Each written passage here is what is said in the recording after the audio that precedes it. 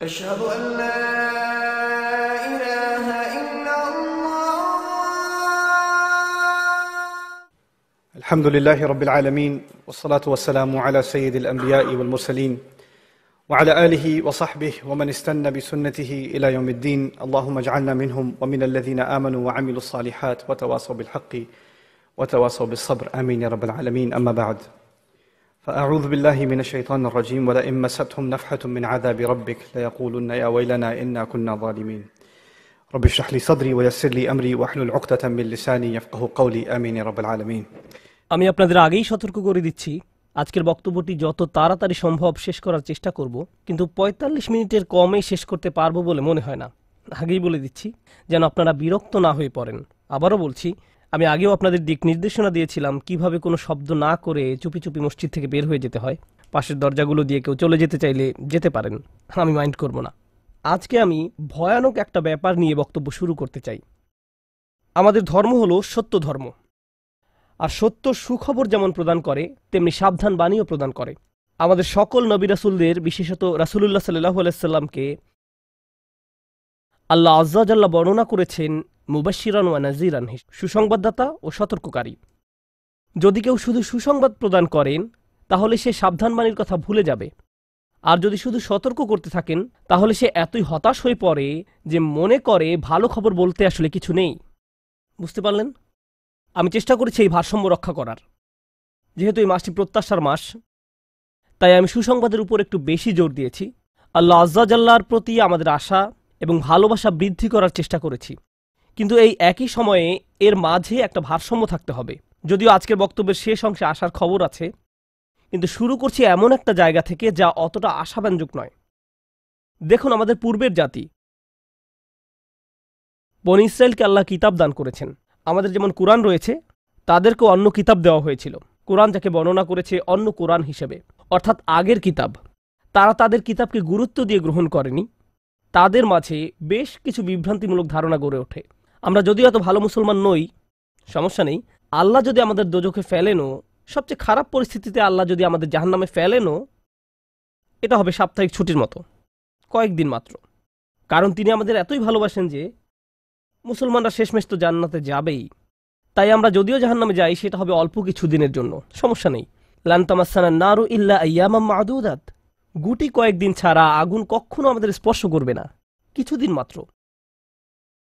ব্যাপারটা হলো, জান্নাত জাহান্নামের পূর্বে বিচার দিবস রয়েছে, যেটি একদিনের জন্য, সেটা 1000 বছর লম্বা হবে।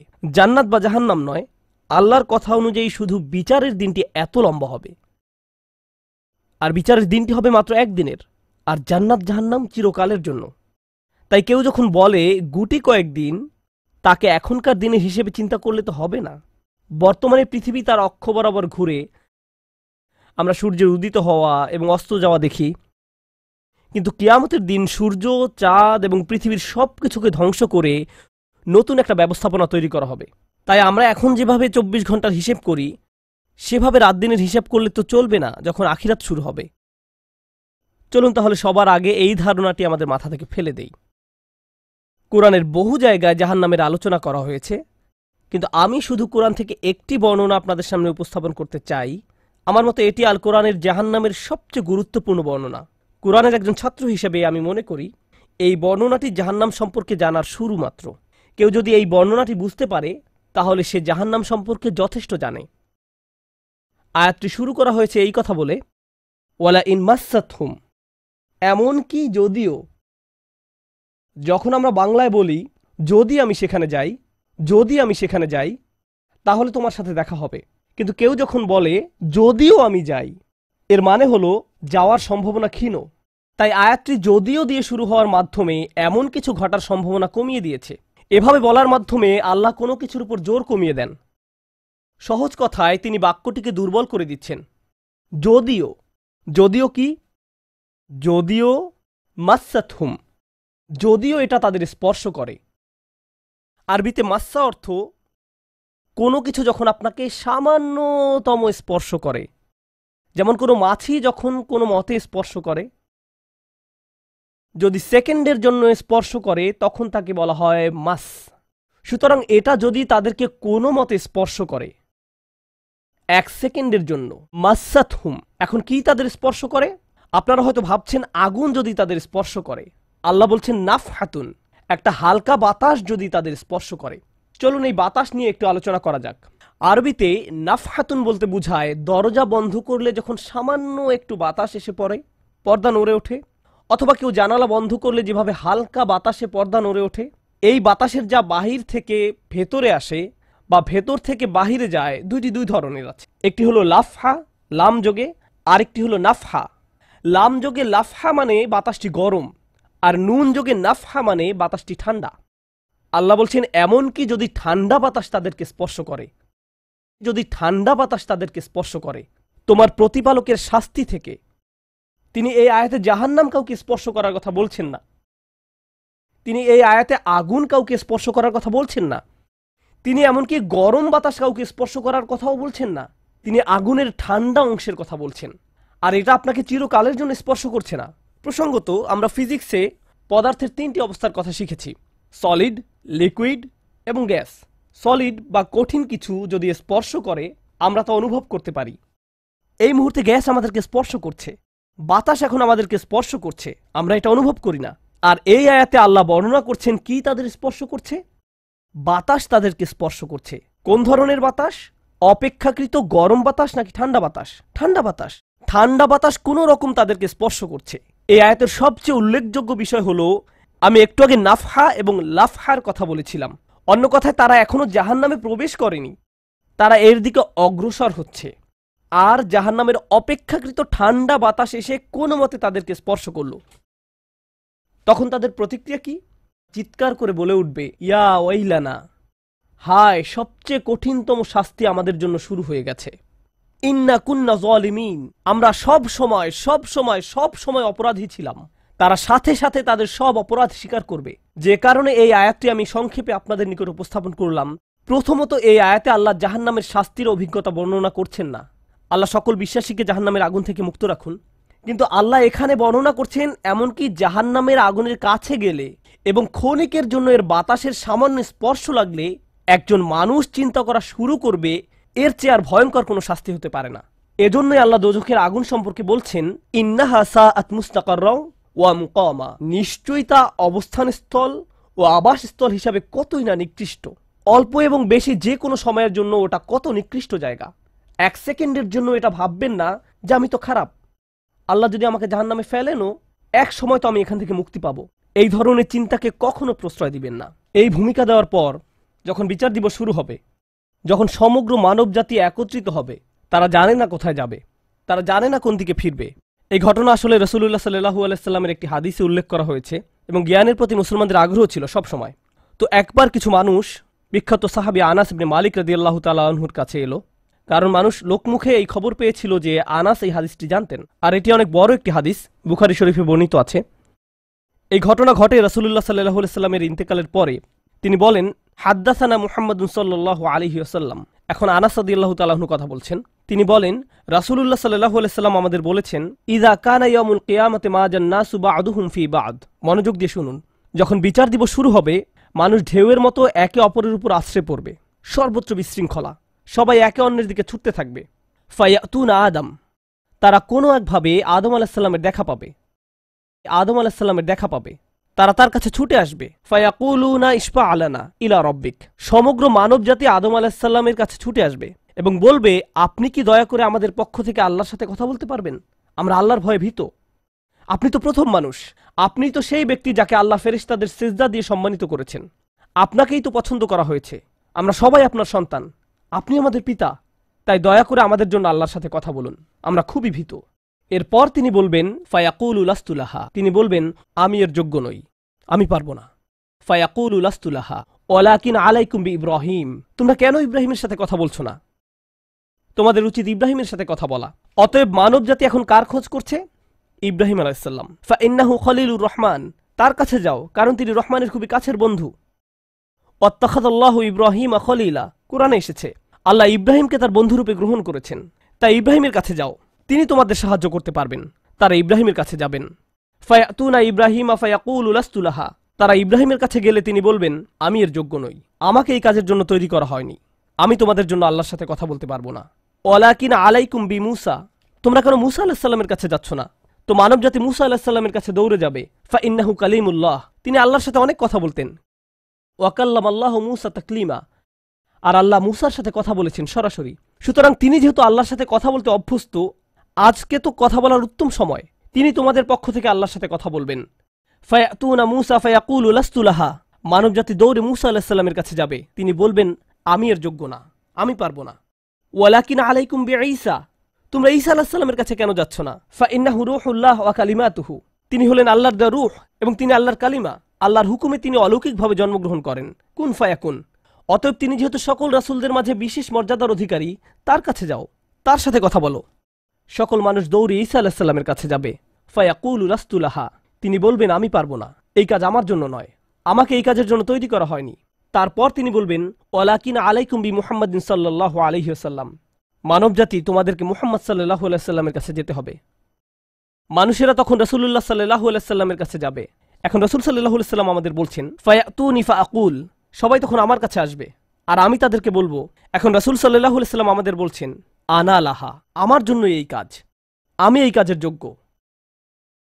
আনা লাহা ফাআস্তাযিনু আলা রব্বি। প্রসঙ্গত আমি আপনাদেরকে আরো বলার পূর্বে বিচার দিনের একটা দৃশ্য হলো, আল্লাহ বলেন, ইয়াউমা ইয়াকুমুর রূহু ওয়াল মালাইকাতু সাফফান লা ইয়াতাকাল্লামুনা ইল্লা মান আযিনা লাহুর রহমান ওয়া ক্বালা সাওয়াবা। যেদিন রূহ ও ফেরেশতাগণ সারিবদ্ধভাবে দাঁড়াবে, এমন এক সময় থাকবে যখন কেউ কথা বলতে পারবে না। এমন এক ধরনের নীরবতা, এমন নীরবতা বিরাজ করবে যার কথা মানবজাতি কোনোদিন শোনেনি। এমন ধরনের নীরবতার অস্তিত্ব কখনো কোনোদিন ছিল না। সেই রকম পিনপতন নীরবতায় আল্লাহ বলেন, লা ইয়াতাকাল্লামুন, কেউ কথা বলতে পারবে না, ইল্লা মান আযিনা লাহুর রহমান, দয়াময় আল্লাহ যাকে অনুমতি দিবেন সে ব্যতীত। আর তিনি হলেন মুহাম্মদুর রাসূলুল্লাহ সাল্লাল্লাহু আলাইহি সাল্লাম। তিনি এমন সময় আল্লাহর কাছে আসবেন যখন সৃষ্টির কারো একটি শব্দ করার অনুমতি থাকবে না, সৃষ্টির কারো কোনো আওয়াজ শোনা যাবে না। তিনি আল্লাহর সামনে এসে আল্লাহর কাছে কথা বলার অনুমতি চাইবেন। ফায়ুযানু লি, তিনি বলেন, আমাকে কথা বলার অনুমতি দেওয়া হবে। ওয়ায়ুলহিমুনি মাহামিদা আহমাদাহু বিহা লা ইয়াহদুরুনিল আন, সেই দিন আল্লাহ আমাকে স্পেশাল একটি দোয়ার মাধ্যমে তার প্রশংসা, তার কৃতজ্ঞতা করা শেখাবেন, যেটি বিচার দিবসে আমাকে দেওয়া হবে, যা এর পূর্বে কাউকে দেওয়া হয়নি, কোনো সৃষ্টিকে দেওয়া হয়নি। এক স্পেশাল ওয়াহি রাসূলুল্লাহ সাল্লাল্লাহু আলাইহি সাল্লামকে দেওয়া হবে বিচার দিবসে, যা কোনো সৃষ্টিকে দেওয়া হয়নি। আর তিনি সেই দিন সে স্পেশাল উপায়ে আল্লাহর প্রশংসা করবেন, লা ইয়াহদুরুনিল আন, আর সেই ওহী এখনো আমার কাছে আসেনি, সেই দোয়া এখনো আমি জানি না। ফা আহমাদাহু বিতিলকাল মাহামিদ, তারপর আমি আল্লাহর দেওয়া সেই স্পেশাল বাক্যগুলোর মাধ্যমে আল্লাহর প্রশংসা করব। ওয়া আখিরু লাহু সাজিদান, আমি সেই বাক্যগুলো উচ্চারণ করার পর আল্লাহর সমীপে সিজদায় অবনত হব। কিয়ামতের দিনে দৃশ্যপটে রাসূলুল্লাহ সাল্লাল্লাহু আলাইহি সাল্লাম এমন জায়গায় থাকবেন, এই অবস্থাকে বলা হয় মাকামা মাহমুদা, একটা স্টেশন, অথবা বলতে পারেন এমন একটা স্টেজ যা প্রশংসিত, আর মানবজাতি সেটা প্রত্যক্ষ করবে। আমরা সবাই এটা দেখতে পাবো। আমরা সবাই তখন নিশ্চুপ থাকব, আর তিনি সিজদায় পড়ে যাবেন। তিনি যখন সিজদায় পড়ে যাবেন তখন আল্লাহ আযজা ওয়া জাল্লা তার সাথে কথা বলবেন। এতক্ষণ তিনি আল্লাহর সাথে কথা বলছিলেন, এখন আল্লাহ আযজা ওয়া জাল্লা তার সাথে কথা বলবেন। তিনি কি বলবেন? ইয়া মুহাম্মদ ইরফা রাসাকা, তিনি বলবেন, মুহাম্মদ তোমার মাথা উত্তোলন করো। ওয়াকুল, বলো, ইউসমা আলাকা, তোমার কথা শোনা হবে। শুধু যে আল্লাহ তার কথা শুনবেন তা নয়, বরং বিচার দিনে উপস্থিত সবাই তার কথা শুনতে পাবে। ইউসমা আলাক, তারপর আল্লাহ বলেন, ওয়াসাল তুতা, চাও তোমাকে দেওয়া হবে, তুমি যা চাও দেওয়া হবে। কিয়ামতের দিন আল্লাহর একটি সৃষ্টি কেমন পজিশনে থাকলে আমরা সবাই যখন আল্লাহর নিকট ভিক্ষা চাচ্ছি, আতমিম লানা নূরানা ওয়াগফির লানা, হে আমাদের পালনকর্তা, আমাদের নূরকে পূর্ণ করে দিন এবং আমাদেরকে ক্ষমা করুন, এই কথা বলে আমরা আল্লাহ আযজা ওয়া জাল্লার কাছে কাকুতি মিনতি করতে থাকব। আর এখানে আল্লাহ তার এই সৃষ্টিকে বলছেন, তুমি চাও, তুমি যা চাও আমি দিব, সাল তুতা। এই হলো আমাদের রাসূল সাল্লাল্লাহু আলাইহি সাল্লাম। তারপর আল্লাহ বলবেন, ওয়াশফা, তুমি যদি কারো পক্ষ থেকে কথা বলতে চাও, তুমি যদি কারো ব্যাপারে সুপারিশ করতে চাও, যাও সুপারিশ করো।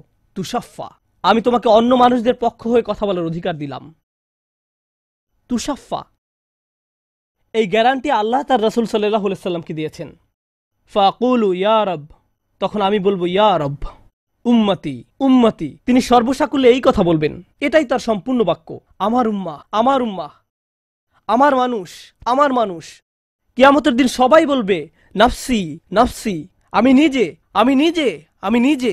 আল্লাহর নবীরা যারা মানুষকে আল্লাহর দ্বীনে আনার জন্য দিবারাত্রি পরিশ্রম করে গিয়েছেন, যেমন ইব্রাহিম আলাইহিসসালাম, যার এই দুনিয়ায় থাকাকালীন সময়ে শুধু একটাই উদ্বেগ ছিল মানুষের মুক্তি, বিচারের দিনে তিনি বলবেন না, যাও অন্য কোথায় যাও, যাও মুসার সাথে কথা বলো। মুসা আলাইহিসসালাম, যিনি বনি ইসরাইল নিয়ে চিন্তিত ছিলেন, তিনি বলবেন না, যাও ঈসার সাথে গিয়ে কথা বলো। আর আমাদের রাসূল সাল্লাল্লাহু আলাইহি সাল্লাম বলবেন, প্রসঙ্গত কোরআনে কিয়ামত দিবসের যে ভয়াবহতার কথা বর্ণনা করা হয়েছে তা একবার চিন্তা করে দেখুন। ইয়াউমা তারাউনাহা তাযহালু কুল্লু মুরদিআতিন আম্মা আরদাআত। প্রত্যেক মা যে তার বাচ্চাকে দুধ খাওয়াচ্ছে তার বাচ্চাকে ফেলে দিবে যেন সে কিছুই না। ইয়াফিরুল মারউ মিন আখিহি ওয়া উম্মিহি ওয়া আবিহি। সেদিন মানুষ তার ভাইয়ের কাছ থেকে পালাবে, মায়ের কাছ থেকে পালাবে, বাবার কাছ থেকে পালাবে। ওয়া সাহিবাতিহি ওয়া বানিহি। তার স্ত্রীর কাছ থেকে পালাবে, ছেলেমেয়ের কাছ থেকে পালাবে। আপনাদের কেউ কেউ হয়তো ইতিমধ্যে স্ত্রীর কাছ থেকে পালিয়ে বেড়ান, তাই আপনাদের কাছে হয়তো এটা অতটা ভীতিপ্রদ নয়। এই আয়াত হয়তো আপনার জন্য ভয়ের নয়, কেউ কেউ ভাবছে অবশেষে। যাই হোক, সমস্ত গুরুত্বের সাথে সেই দিন সবাই কাকে নিয়ে উদ্বিগ্ন থাকবে? নিজেকে নিয়ে। প্রকৃতপক্ষে সেদিন প্রত্যেক ব্যক্তি বলবে, ওমান ফিল আরদি জামিআ সুম্মা ইউনজিহ। সবাইকে জাহান্নামে নিয়ে যান এবং বিনিময়ে আমাকে জান্নাতে প্রবেশ করতে দিন। এটাও কোরআনে এসেছে। মানুষ সেদিন এমন মরিয়া হয়ে উঠবে, সেদিন একজন মানুষ আল্লাহর সাথে কথা বলবেন, আর প্রথম যে শব্দগুলো তার মুখ থেকে উচ্চারিত হবে তা হলো উম্মতি উম্মতি। আপনার জন্য আপনার রাসূলের ভালোবাসা এমনই প্রগাঢ় সাল্লাল্লাহু আলাইহি সাল্লাম। আমার উম্মাহ আমার উম্মাহ। যদি আমরা তাকে ভালোবেসে থাকি, তাহলে যেই উম্মতের জন্য আল্লাহ রাসূলের এত ভালোবাসা, সেই উম্মতের জন্য আমাদের অন্তরে কিভাবে এত ঘৃণার বাস হয়? কিভাবে সম্ভব এটা? কিভাবে আমাদের পরস্পরের প্রতি এত ক্রোধ, বিচার, সমালোচনা, বিভক্তি, বিদ্বেষ, অনুমান, অহংকার? আর এই মানুষগুলো দাবি করে তারা রাসূলুল্লাহ সাল্লাল্লাহু আলাইহি সাল্লামকে ভালোবাসে। এইসব তুচ্ছ বিষয় ভুলে যেতে এই ভালোবাসা কি যথেষ্ট নয়? আমাদের কোন পার্থক্যগুলো এর চেয়ে বড়? তো যখন রাসূলুল্লাহ সাল্লাল্লাহু আলাইহি সাল্লাম বলবেন উম্মতি উম্মতি, আল্লাহ সুবহানাহু ওয়া তাআলা বলবেন ফায়াকুলু ইনতালিক, এগিয়ে যাও।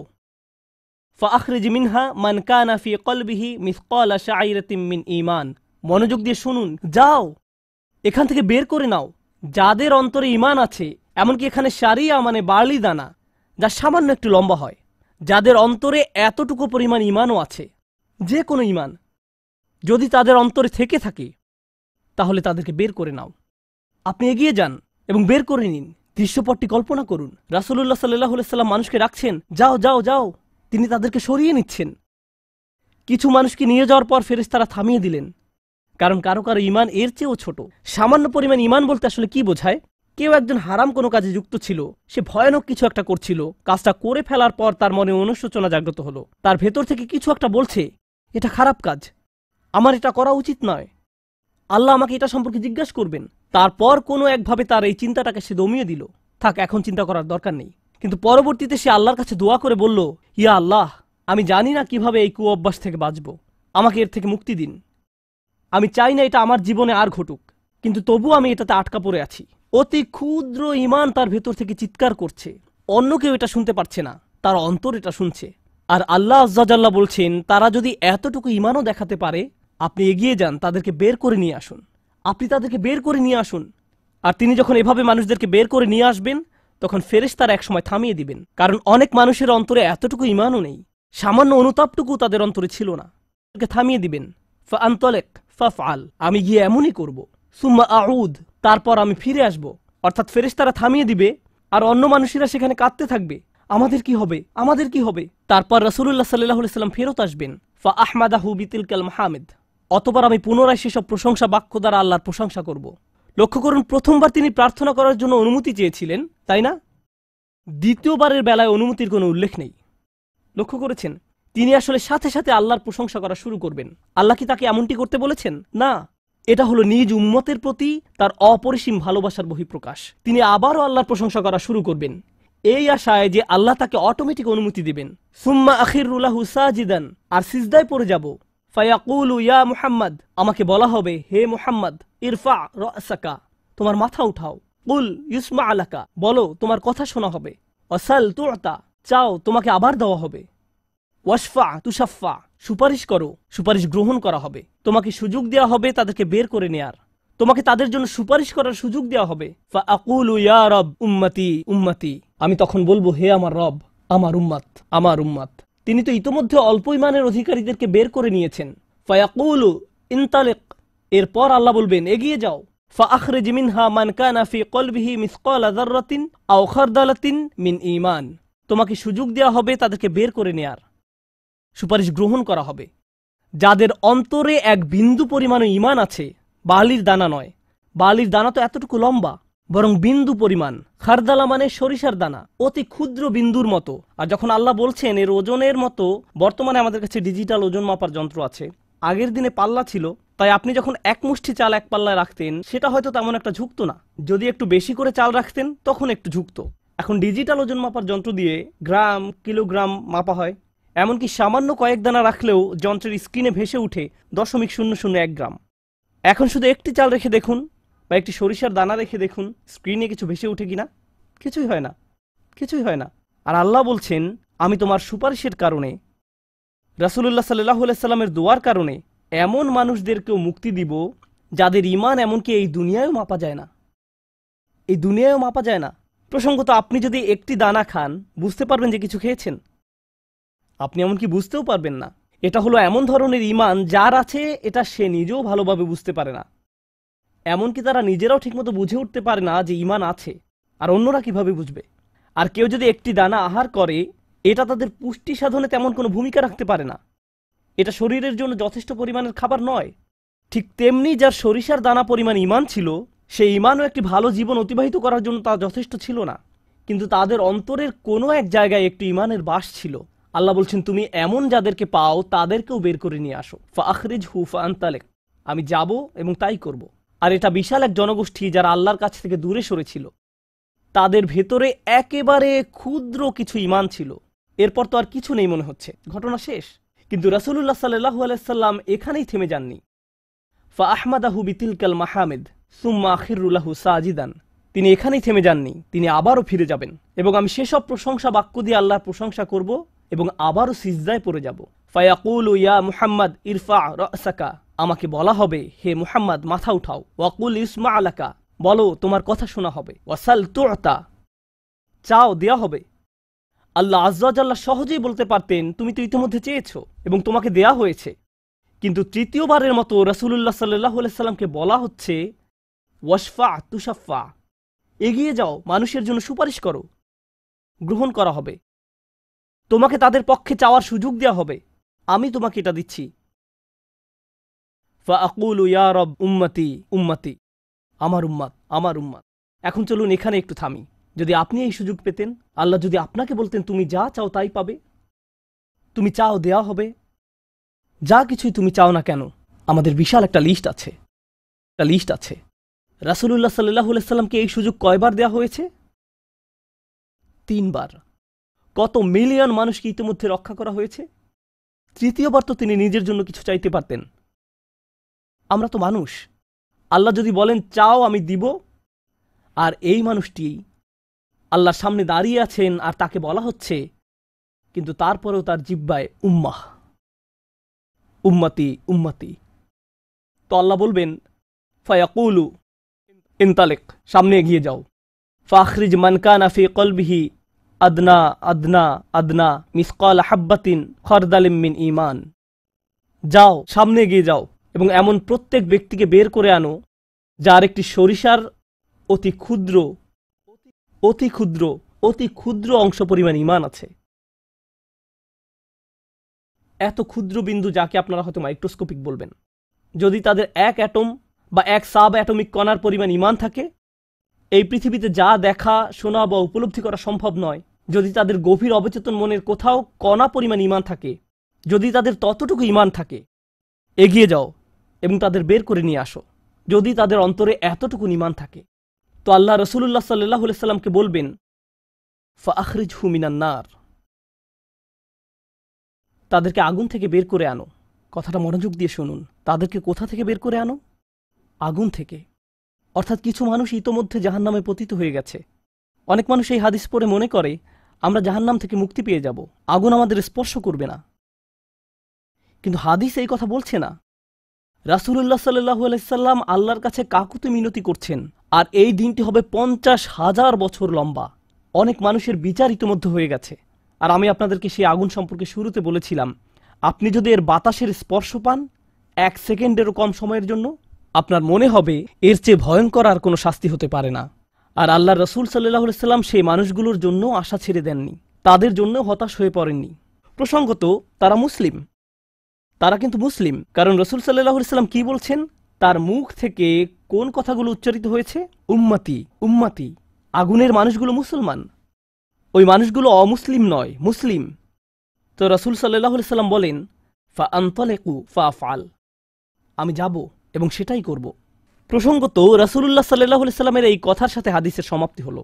আনাস ইবনে মালিক রাদিয়াল্লাহু তাআলা আনহু তার কাছে আসা লোকদেরকে এতটুকু বর্ণনা করলেন, ফাকুলতু লিবাদি আসহাবিনা, হযরত আনাসের কাছে হাদিস শিখতে আসা একজন বলল, আমি আমার কিছু সঙ্গীকে বললাম, লাউ মারারনা বিল হাসান ওয়া হুয়া মুতাওয়ারিন ফি মানজিলি আবি খলিফা, চলো আমরা হাসান বসরির কাছে যাই।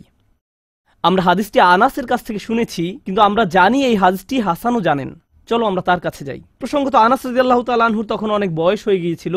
এই হাদিসে কতবার রাসূল সাল্লাল্লাহু আলাইহি সাল্লাম আল্লাহর কাছে গেলেন? 3 বার। রাসূলুল্লাহ সাল্লাল্লাহু আলাইহি সাল্লাম ইন্তেকাল করেছেন বহু বছর আগে। আমরা জেনেছি এই হাদিস হাসান বসরিও জানেন, তারা আগে কখনো এই ধরনের কথা শুনেনি। খুবই আশ্চর্যজনক কথা। এজন্য তারা ব্যাপারটা যাচাই করতে চাচ্ছিলেন যে দেখা যাক হাসান বসরিও একই হাদিস বর্ণনা করেন কিনা। তারা শুনেছে হাসান বসরি বাস করেন আবু খলিফার বাড়ির পেছনের একটি ঘরে, তাই তারা হাসান বসরিকে খুঁজতে লাগলো। তারা তাকে খুঁজে পেলেন। হাদ্দাসানা আনাস ইবনে মালিক ফাআতাইনাহু ফাসাল্লামনা আলাইহি, তো আমরা তার কাছে এলাম এবং তাকে সালাম দিলাম। ফাআযিনা লানা, তিনি আমাদেরকে প্রবেশের অনুমতি দিলেন।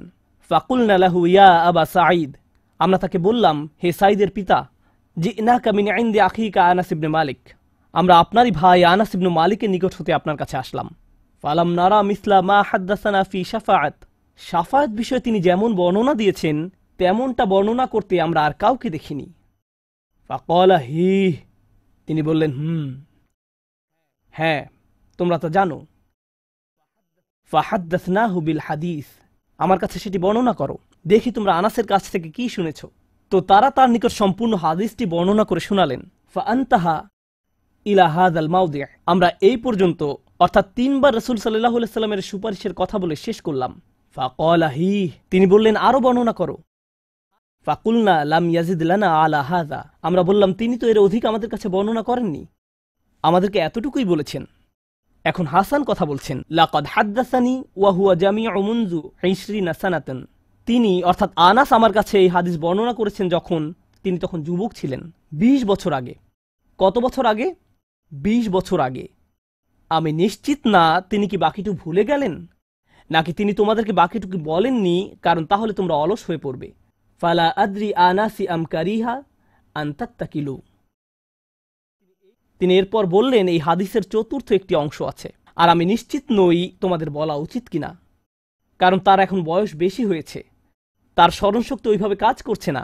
কিন্তু আমার সন্দেহ তিনি তোমাদের বলেননি কারণ তোমরা এতে অলস হয়ে পড়বে। তারা বলল, ইয়া আবা সাঈদ হাদ্দাসানা, আপনি কি আমাদেরকে এটা বলতে পারেন? আমরা আসলেই জানতে চাই। ফাদহিকা, তিনি হাসতে শুরু করলেন। ফাকালা খুলিকাল ইনসানু আজুলা, তিনি কোরআনের একটি আয়াত উল্লেখ করে বললেন, মানুষকে সৃষ্টি করা হয়েছে তাড়াহুড়া প্রবণ করে।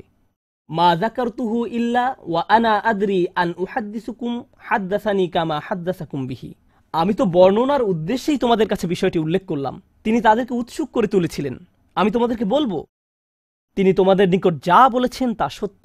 হাসান আরও বলেন, রাসূলুল্লাহ সাল্লাল্লাহু আলাইহি সাল্লাম বলেন, এরপর আমি চতুর্থবারের মতো ফিরে আসব। ফা আহমাদাহু বিতিলকাল মাহামিদ, এবং সেসব প্রশংসা বাক্য দিয়ে আল্লাহর প্রশংসা করব, যে বাক্যগুলো আল্লাহ আমাকে দিয়েছেন, যা অন্য কোনো সৃষ্টিকে এর পূর্বে দেয়া হয়নি, এবং সিজদায় পড়ে যাব। সুম্মা আখিরু লাহু সাজিদান, তখন বলা হবে, ফায়ুকালু ইয়া মুহাম্মদ ইরফা রাসাকা, হে মুহাম্মদ মাথা উঠাও। ওয়াকুল ইউসমা, বলো তোমার কথা শোনা হবে। ওয়াসাল তুতা, চাও দেয়া হবে। ওয়াশফা তুশাফা, সাফায়াত করো গ্রহণ করা হবে। এই সময়ে এসে এতটুকুর চেয়ে ছোট ঈমানও আর অবশিষ্ট নেই। সকল সম্ভাব্য ঈমানওয়ালাদের মুক্তি হয়ে গেছে। আদনা আদনা আদনা মিসকাল হাব্বা, সবাই মুক্তি পেয়ে গেছে।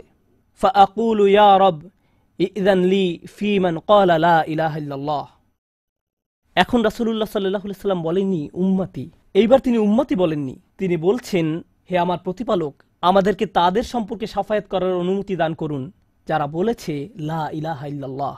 যে এমনকি এই কথা বলেছে, আচ্ছা ঠিক আছে, আমার মনে হয় একজন সৃষ্টিকর্তা আছেন। একটি কলেজ ক্যাম্পাসে হয়তো একদল ছাত্র মুসলিম ছাত্রদের সাথে আলোচনা করছে। তখন একজন বলল, আচ্ছা ঠিক আছে, দার্শনিক দৃষ্টিকোণ থেকে মেনে নিলাম একজন ঈশ্বর রয়েছেন, ঠিক আছে আমি মানলাম যে একজন ঈশ্বর আছেন। আমি বলছি না যে আমি মুসলিম, যদি উপাসনা করতেই হয় তাহলে শুধু এক ঈশ্বরের উপাসনা করতে হবে। তাদের অন্তরে কোনো অনুভূতি নেই, তারা কারো ইবাদত করছে না, তারা শুধু এই উপসংহারে পৌঁছেছে। প্রসঙ্গত এই ধরনের একটা সাদৃশ্য পাওয়া যায় সূরা হুজরাতের একটা আলোচনায়। আল্লাহ বলছেন, ফাকালাতিল আরাবু আমান্না কুল লাম তুমিনু ওয়ালাকিন কুলু আসলামনা। বেদুইনরা বলে আমরা ঈমান এনেছি। বলো তোমরা ঈমান আনোনি, বরং তোমরা বলো আমরা আনুগত্য স্বীকার করেছি। তোমরা শুধু ইসলামের প্রাথমিক ধারণা গ্রহণ করেছো। ধারণা থাকে এখানে, আর ঈমান কোথায় থাকে? যাদের অন্তরে কিছু ঈমান ছিল তাদের ইতোমধ্যে নেয়া হয়ে গেছে। এখন যাদের মাথায় কিছু ধারণা ছিল যে একজন রব আছেন, তারা কোনোদিন ধর্ম প্র্যাকটিস করেনি, তারা ধর্মীয় কোনো কাজই করেনি, তারা শুধু এই ধারণা মেনে নিয়েছিল যে শুধু একজন প্রভুর উপাসনা করতে হবে। রাসূলুল্লাহ সাল্লাল্লাহু আলাইহি সাল্লাম বলছেন, যে কেউ এই সিদ্ধান্তে আসবে যে কেউ বলবে লা ইলাহা ইল্লাল্লাহ, তার জন্য শাফায়াত করার অনুমতি দান করুন। আল্লাহ বলবেন, ফায়াকুলু ওয়া ইজ্জাতি ওয়া জালালি ওয়া কিবরিয়াই ওয়া আযীমাতি। আল্লাহ বলবেন, আমি আমার কর্তৃত্বের শপথ করছি, আমি আমার স্বীয় গৌরবের শপথ করছি, আমি আমার বরত্বের শপথ করছি, আমি আমার মহত্বের শপথ করছি। লা উখরিজান্না মিনহা মান ক্বালা লা ইলাহা ইল্লাল্লাহ। আমি স্বয়ং অবশ্যই তাদের সবাইকে জাহান্নাম থেকে বের করব যারা বলেছে লা ইলাহা ইল্লাল্লাহ, তোমার এই সুপারিশের কারণে। সাল্লাল্লাহু আলাইহি সাল্লাম। জাহান্নাম কতটা ভয়ঙ্কর তার একটা ছোট্ট নমুনা দিয়ে আমি আজকের আলোচনা শুরু করেছিলাম। এখন সব শেষে রাসূলুল্লাহ সাল্লাল্লাহু আলাইহি সাল্লাম আমাদের জন্য এই শাফায়াত করছেন। এই হাদিসটি অন্যতম গুরুত্বপূর্ণ একটি হাদিস। এমনকি ২০ বছর পরে আনাস ইবনে মালিক এখন বৃদ্ধ হয়ে গেছেন, মানুষ তখনও তার কাছে শাফায়াত বিষয়ে জানতে এসেছেন। এমনকি আজকের দিনেও এই হাদিসটি অন্যতম শক্তিশালী একটি হাদিস, এবং অন্যতম এই জন্য যে ভুলভাবে ব্যবহার করার একটি বক্তব্য রাসূলুল্লাহ সাল্লাল্লাহু আলাইহি সাল্লামের। কখনোই এর অপব্যবহারের চিন্তাও করবেন না। এটা ফ্রি হয়ে যাওয়ার লাইসেন্স নয়। যদি আমরা মনোযোগের সাথে পড়ি তাহলে আমরা বুঝব যে আল্লাহ এমন মানুষদেরকে জাহান্নাম থেকে বের করে আনার জন্য অনুমতি দেবেন যাদের ঈমান যথেষ্ট ছিল না, যাদের সৎ কাজ যথেষ্ট ছিল না। পক্ষান্তরে এমন অনেক মানুষ থাকবে যাদের অন্তরে ঈমান আছে, যাদের ডান হাতে সৎ কাজ আছে, আর এই সৎ কাজগুলো বিচারের দিনে আলোতে পরিণত হবে। হৃদয়ের ঈমানও বিচারের দিনে জ্যোতিতে পরিণত হবে। ইয়াসআ নূরুহুম বাইনা আইদিহিম ওয়া বিআইমানিহিম। তাদের বুকের ভেতর থেকে আলো ছুটতে থাকবে এবং তাদের ডান হাত থেকে এই আলো টর্চে পরিণত হবে, গাড়ির হেডলাইটের মতো। চারপাশে থাকবে অন্ধকারাচ্ছন্ন, আর আপনি জান্নাতের দিকে ছুটতে থাকবেন। আপনাকে জাহান্নাম অতিক্রম করে যেতে হবে, এটা আল্লাহর নির্দেশ। ওয়া ইম মিনকুম ইল্লা ওয়ারিদুহা। জান্নাতে যেতে হলে সবাইকে জাহান্নাম অতিক্রম করে যেতে হবে, সবাইকে, এর কোনো ব্যতিক্রম নেই। আর এই ব্রিজ অতিক্রম করতে হলে আপনার আলো লাগবে। যদি আলো না থাকে তাহলে পড়ে যাবেন। তো মানুষ যখন হেঁটে যাচ্ছে তখন অনেকের এত পরিমাণ আলো থাকবে যেন মক্কা থেকে সিরিয়া দেখা যাচ্ছে, আর কারো কারো এত অল্প পরিমাণ আলো থাকবে যে তারা কোনো মতে পায়ের সামনের কিছু অংশ দেখতে পাবে, কারণ তাদের ঈমান দুর্বল ছিল। কিন্তু এই হাদিস এমন মানুষদের সম্পর্কে নয় যাদের সামান্য কিছু আলো থাকবে বা অনেক বেশি আলো থাকবে। এই হাদিস এমন মানুষদের সম্পর্কে যাদের আলো এত স্বল্প পরিমাণ যে এটি দিয়ে কিছুই দেখা যাচ্ছে না, আর যাদের আলো আছে তারা আল্লাহর কাছে ভিক্ষা করতে থাকবে, রব্বানা আতমিম লানা নূরানা ওয়াগফির লানা। আমাদেরকে আমাদের আলো পূর্ণ করে দিন, ব্যাটারি যেন শেষ হয়ে না যায়। আমাদেরকে জান্নাতের গেটে পৌঁছে দিন, আমাদেরকে ক্ষমা করে দিন। আমরা আল্লাহর কাছে ভিক্ষা চাচ্ছি যেন তিনি আমাদের কপালে রাসূলুল্লাহ সাল্লাল্লাহু আলাইহি সাল্লামের শাফায়াত জুড়ে দেন। তিনি যেন আমাদেরকে তাদের অন্তর্ভুক্ত করেন যারা আরশের ছায়ায় থাকবে। আমরা আল্লাহর কাছে প্রার্থনা করছি তিনি যেন আমাদেরকে তাদের অন্তর্ভুক্ত করেন যাদেরকে এমনকি জাহান্নামের আগুনের ঠান্ডা বাতাসও স্পর্শ করবে না। আমরা আল্লাহর কাছে দোয়া করছি তিনি যেন আমাদেরকে তার রাসূলের অনুগত উম্মায় পরিণত করে দেন। তাদের অন্তর্ভুক্ত নয় যাদের ব্যাপারে তিনি অভিযোগ করবেন, বরং তাদের অন্তর্ভুক্ত করুন যাদের জন্য তিনি সুপারিশ করবেন। আগেরবার আমি বলেছিলাম একদল মানুষ সম্পর্কে রাসূলুল্লাহ সাল্লাল্লাহু আলাইহি ওয়াসাল্লাম অভিযোগ করবেন, ইন্না কওমি ইত্তাখাযু হাযাল কুরআনা মাহজুরা। হে আমার রব, নিশ্চয়ই আমার কওম এই কোরআনকে পরিত্যাজ্য গণ্য করেছে। আমরা তাদের অন্তর্ভুক্ত হতে চাই না। আমরা তাদের অন্তর্ভুক্ত হতে চাই যাদের জন্য তিনি আল্লাহর কাছে সুপারিশ করবেন। আল্লাহ যেন আমাদের সবাইকে তার রাসূলের শাফায়াতের যোগ্য করে দেন। আমি দোয়া করছি আমরা প্রত্যেকে যেন আমাদের রাসূলের সুন্দর দ্বীনের প্রতিনিধিত্ব করতে পারি। আর তার জন্য আমাদের অন্তরে যে ভালোবাসা রয়েছে তা যেন আমাদের পরস্পরের আচার ব্যবহারের মাঝেও প্রতিফলিত হয়। বারাকাল্লাহু লি ওয়া লাকুম ফিল কুরআনিল হাকিম ওয়া নাফা'নি ওয়া ইয়্যাকুম বিল আয়াতি ওয়াজ যিকরিল হাকিম। আশহাদু আল্লা